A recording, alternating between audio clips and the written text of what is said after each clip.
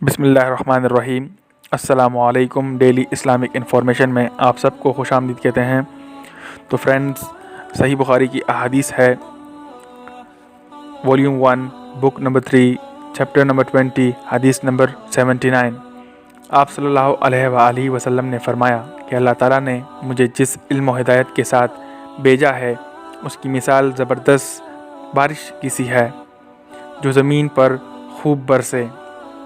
بعض زمین جو صاف ہوتی ہے وہ پانی کو پی لیتی ہے اور بہت سبزہ اور گھاس اگاتی ہے، اور بعض زمین جو سخت ہوتی ہے وہ پانی کو روک لیتی ہے۔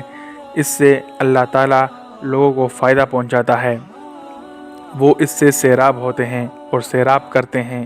اور کچھ زمین کے بعض خطوں پر پانی پڑتا ہے جو بالکل چٹیل میدان ہوتے ہیں، نہ پانی روکتے ہیں اور نہ ہی سبزہ اگاتے ہیں۔ تو یہ اس شخص کی مثال ہے جو دین میں سمجھ پیدا کرے اور نفع دے۔ اس کو وہ چیز جس کے ساتھ میں مبعوث کیا گیا ہوں اس نے علم دین سکھایا، اور اس شخص کی مثال جس نے سر نہیں اٹھایا یعنی توجہ نہیں کی، اور جو ہدایت دے کر میں بھیجا گیا ہوں اسے قبول نہیں کیا۔ حضرت امام بخاری رحمۃ اللہ علیہ فرماتے ہیں کہ ابن اسحاق نے ابو اسامہ کی روایت سے قبلۃ الماء کا لفظ نقل کیا ہے۔